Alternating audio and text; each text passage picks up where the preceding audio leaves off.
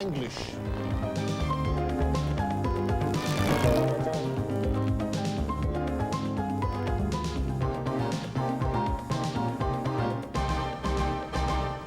Saludos, welcome to Imágenes. I'm Miguel Perez. When two languages come together, it usually creates confusion and controversy. When Latinos mix English and Spanish to express themselves, critics claim they isolate themselves because only bilingual people can understand them. But when an author writes in Spanglish, she's critically acclaimed. What's up with that? ¿Qué pasa con eso? We're about to find out from noted Puerto Rican poet and novelist Janina Brasky. Welcome to the program. It's a pleasure having you here.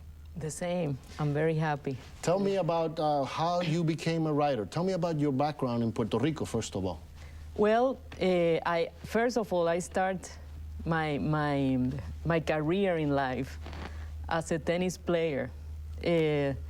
But that was poetry also because I was playing my solitary game against another person in the tennis court. And all my dreams were creating themselves, were emerging in that tennis game. Then, afterwards, at the same time, I belonged to a choir of children that sang. And all of this in Puerto Rico? Yeah, all of this in Puerto Rico. So I had both things that created my poetry, the game and the singing, the music. Mm-hmm. And both of those elements create my poetry. Okay, so when did you decide I better become a writer then? Well, one day I woke up and I went to play tennis and I saw the sweat in my face and I saw the sun hitting me so hard. And I said, no, this is not it. I have thoughts in my head that I have to develop and to express, and this is not it. I have too much inside. It's burning inside me. And that moment I left tennis, and I became a model. Oh, okay. A model, because I was looking for beauty. That's my other angle, you know, I'm in love with beauty. And so I had the tennis, the game, the beauty, because when I saw how I could transform my face and my whole figure, I like that. I like that. So you went into fashion? Yeah, I love fashion also. Yeah, because fashion is an expression of our time. So I had time, capturing time at its moment. Then I had the game, and then I had the music inside. So I had the three things to become a poet. Okay, so what did you do at this point? I mean, you were modeling, you had just quit tennis? Yeah, well, all of a sudden I thought that the three of them had to be mixed in another thing, which is art. Okay. So, and I harmonized my three main currents through literature, because all of them satisfy an angle in me, but the main thing was that literature satisfied everything. All of your needs. Yeah, because in literature I can transform myself, which is what I was looking for, to be able to become other beings. And that I found in literature, because I can write novel and poetry and drama, and I can change myself 1,000 times. And you can never create 1,000 characters. Yeah, exactly. That's what it was. And at what point then did you decide to go back to school to learn how to write, or did you already have a natural talent for writing? How did you become a writer? Well, when I was 18 years old, I decided I had this world inside that I had to express, and so I closed the doors of my room and I started reading and finding my own voice. I see. So it took you a while to develop as a writer, and I understand that you were a socialite for a while in Puerto Rico. You were selected one of the 10 best-dressed people in Puerto Rico. And you gave all of that up? Yeah, I gave all of that up. And you locked yourself in a room and you said, I'm going to become a writer? In reality, I didn't give any of that up. I just thought I had to express myself, all of my contradictions, all of my beings in a literary way. So all of a sudden, they came together. Mm-hmm. And what was your family's influence in all of this? My family thought I was mad, and my friends thought I was mad, which I am. I am mad, because not everybody does what I did, so I am mad. They thought, how can it be, you know, from being the most popular girl in Puerto Rico to shut the doors in her room and start writing, but that's what I had. And from Puerto Rico, you did a lot of traveling. You went to Europe Yeah, for then quite I a while. started traveling, yeah. Why is that? To sort of develop your writing skills and your writing experiences or your anecdotes so that when you write, yeah, you have and something to write about? Exactly, and I needed the distance because I want distance. And I always felt like a errante en el mundo, that I had to know the world and I had to walk like a gypsy. Okay. Also. Well, some of the best writers, some of the most famous writers in the world certainly have done that. They have been sort of gypsies around the world, taking in all of this life so that then they can express it. Yeah, I love hotels and I love airports because in those places I don't have an identity that is defined. So you were in Rome, you were in Spain. Yeah. And how did that influence your writing eventually in your books? To Spain, I went to study poetry with Carlos Buzoño, who was the main professor of poetry there. And I was looking for my roots in Spain, you know, and I didn't find them. I didn't find my roots. My roots are in America. So I came back after I traveled over there, and I found my style there. I found the books, the great books. I was reading Proust, I was reading James Joyce, I was reading the great books of our century, and of course you were reading and writing and developing your own writing style. Yeah. And then I came to the United States and I made a PhD. And now you're a New Yorker. Yeah, forever. Forever a New Yorker. And then when did your books begin to? When did you write your first book, and how did that happen? Because it's, I mean, you know, people want to know. Our viewers, I'm sure, want to know, how does one make it as a writer? Some of us are writers all our lives, but never get to write a book, myself included. Yeah, there's something that pushes you to the limit, and that is love. So when I was 23 years old, I fell in love for the first time, really in love. And that pushed me to write my first book. Which was related to your experience, your love experience? Yeah, exactly. Assault on Time, that was my first book. And then I had the relationship ended, so I had more material to write. Mm-hmm.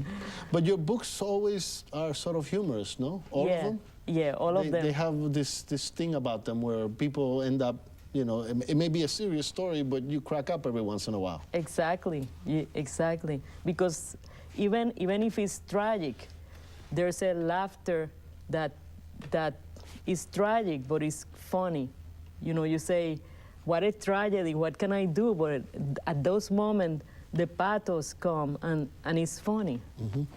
And so this love helped you develop the idea for your first book. Is it always best when a writer writes about his own personal experience, even if part of it is true and part of it is fiction?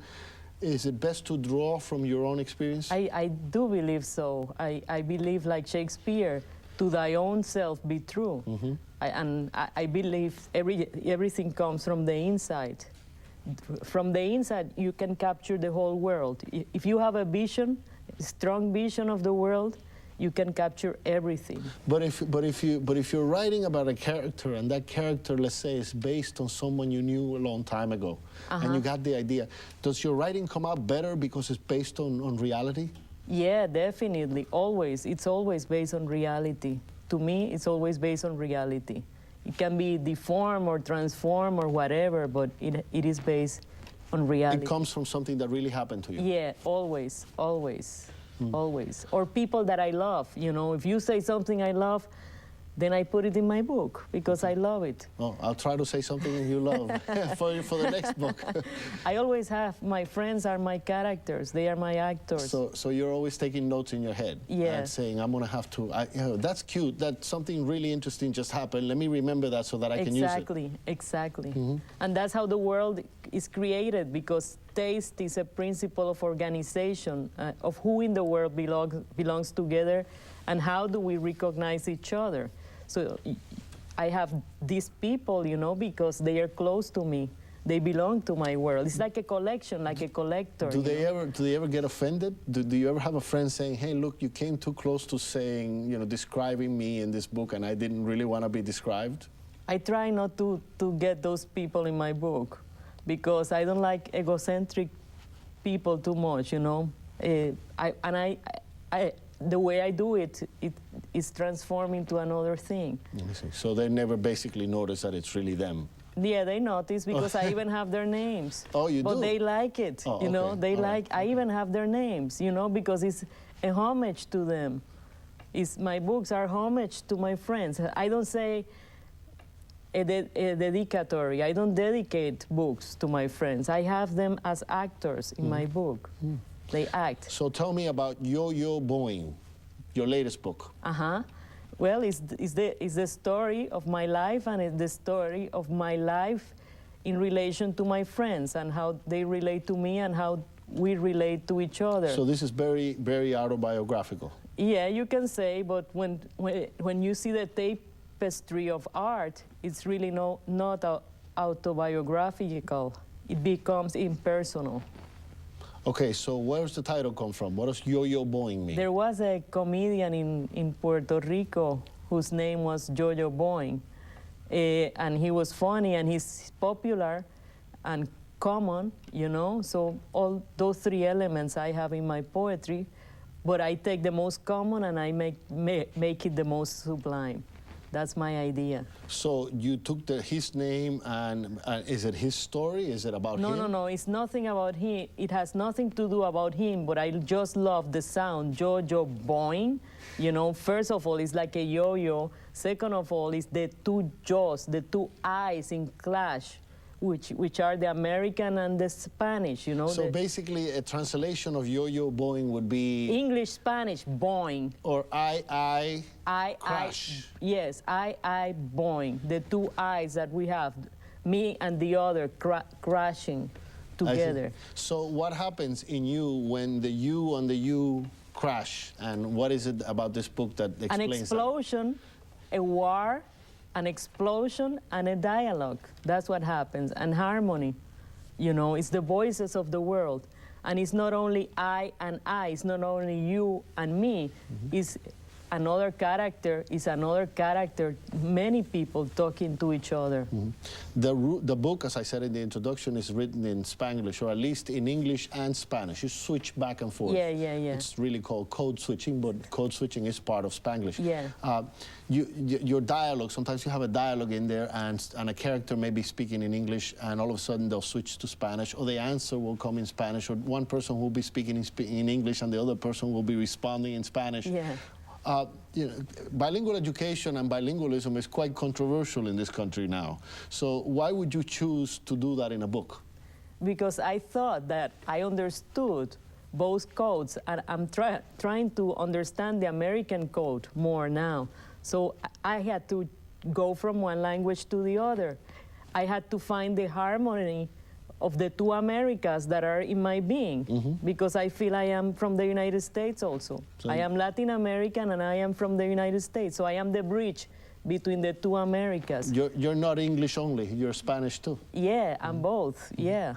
And when you and Americans from here are also both. That's what bilingual is important. The book is mostly in Spanish. Yes. And then you do use English? No. The book is in both languages. The first part and the last part are almost all in Spanish. They are all in Spanish, but the second part is almost all in English. Almost. It goes from one to the other. So what happens? A person who wants to read this book really has to understand both languages.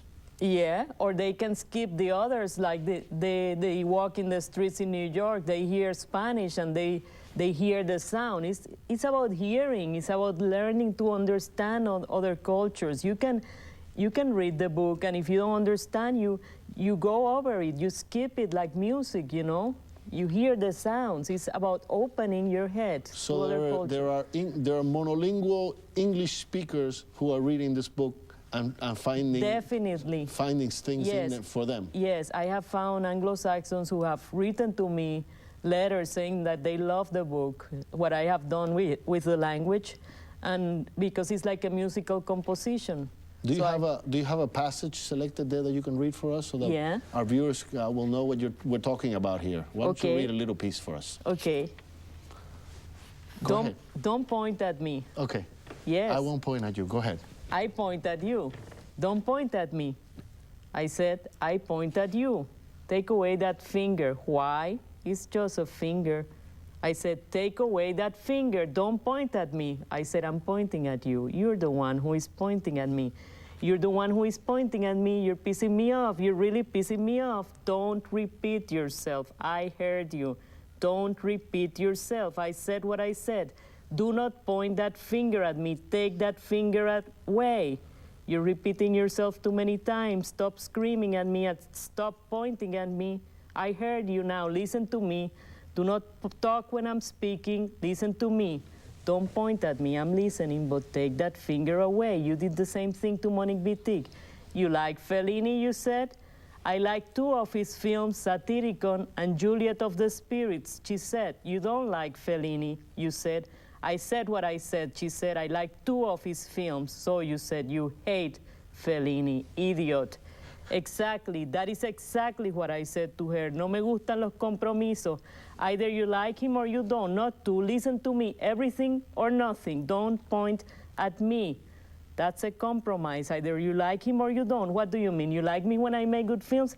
And when do I make good films? When you like me? I don't believe in that. It's not real. Listen to me. You're out of an argument. I won. End of discussion. I won. And you know it. Don't point at me. That's why you lost. I pointed at you. I won. I don't make compromises. I like Fellini. Either yes or no. How would you like it if I pointed in your face? You can. I don't mind. I won. That's one. Very good. I love that. But do you realize that when you were reading that you were pointing at me? Yeah, exactly. Okay. This is the difference, you know, because I was dialoguing with an American. And you know, Hispanics, we point. We point at each other, yeah. But an American said, oh, that's like shooting, you know, you're shooting me. It's trying to understand the other culture. That's what it is. Mm-hmm. You were nominated for, this book has been nominated for a Pulitzer Prize. Yeah, that must be that's exciting. What I heard. Tell me about that. How does that work? I don't know. This magic, I don't know how it got nominated. I like it. Well, you must feel honored. Yeah. Your publisher is the one who nominates you, right? Yes, the publisher. And are you optimistic that there might be a shot? I hope so. I really hope so. It would be a big opening. Well, yeah. For all the Hispanics and for... Yeah, and for great literature also, because I think it's a great book. I don't have to be a modest. I'm glad you said that about it would be a victory for all Hispanics, because do you consider yourself a trailblazer for writers, for Latino writers? Do you consider yourself a role model? Yeah, definitely. I consider myself a model for Latinos. I think they were expecting my book for a long time. Mm-hmm. And I think I had a destiny to write this book. Because we were waiting for it, you know? We were waiting for it. Well, you've gotten some really good reviews for the book. Yeah. And I understand that you've also won, already nominated for other awards. Yeah. Tell me about that. The Kennedy Award, other awards. You know, I don't like to talk about it because I'm superstitious. Oh, okay. but I love that I'm nominated. I hope I win. But it's critically acclaimed, this book. How long has it been out? It came out in September. In October, really. October, and now this is the 2nd edition. Okay, so it's selling really well. It's really selling good. Is this your best-selling book of all the 4 or 5 that you've done? Yeah, and everybody thought it would not sell. Everybody, why? Because it's so because different? It was bilingual in the first place. Because it was bilingual, they thought bilingualism doesn't have a chance, but it does have a chance, and a shot also. And the people who are in it and the stories that you tell there are very personal. You told me earlier. How do they feel about the fact that your book, collectively, all of you, are part of this adventure that you've taken them on? They love it. What are your friends telling you about the book? They love it. They feel proud of it. And the other thing is that I create the main character is the poet, and the surroundings of this poet, which is me, are actors and filmmakers. I'm with Scorsese and Al Pacino and Robert De Niro, you know. I invented this party in which all of them were. So the poet, since Baudelaire, the image of the poet has not been brought to modernity the way this book does it. Mm-hmm. It really brings the poet to a new stage of being in the modern world. Well, I find it fascinating that you would be nominated for a Pulitzer, for example, and for all these other awards and get this recognition when a good chunk of the book is in Spanish. I think that's in itself is a major accomplishment because, you know, how are these judges reading the portions that are in Spanish, you wonder. Yeah. But obviously they are, and obviously they're intrigued by the way you've mixed the two languages. Many of them are bilingual, many of them, and but great poetry in the United States has been many times bilingual or trilingual. Look at Ezra Pound or T.S. Eliot. I learned everything from them. When you read Ezra Pound or you read T.S. Eliot, it's full of different languages. And I learned that from them because I'm very musical. So it's a matter of creating a chorus of voices. Can we hear another chorus then, another segment, please? Yeah, you want? Please. We're living in an era where genius does not exist. If we talk about talent, we think of the talented Michael Jackson or Elvis Presley or the Beatles. Ask a man in the streets who he thinks is talented. Michael Jackson. He'll say he's talented. Nobody would say Michael Jackson. They'd say Pavarotti or Domingo. What talent does Michael Jackson have? Nobody mentioned Michael Jackson. ¿Qué voz tiene? No tiene voz. Tiene voz. ¿Qué voz tiene? Ninguna. But he's great. What is great? I hear that word so much. Want a hamburger? Yeah, great. Let's go to a film. Great idea. He's charismatic, mesmerizing, hypnotic. He's great. I like him. I do. I really do. He's a powerhouse like Madonna. But he's no Nijinsky, not even Nureyev. Who is he? That's the talent we recognize today. 40 years ago, Picasso and Neruda were the Greta Garbos of painting and poetry.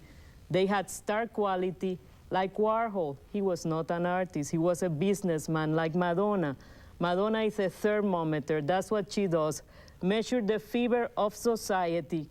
A thermometer is not a work of art, but a very useful instrument. And another one, I read you another one. Let's see.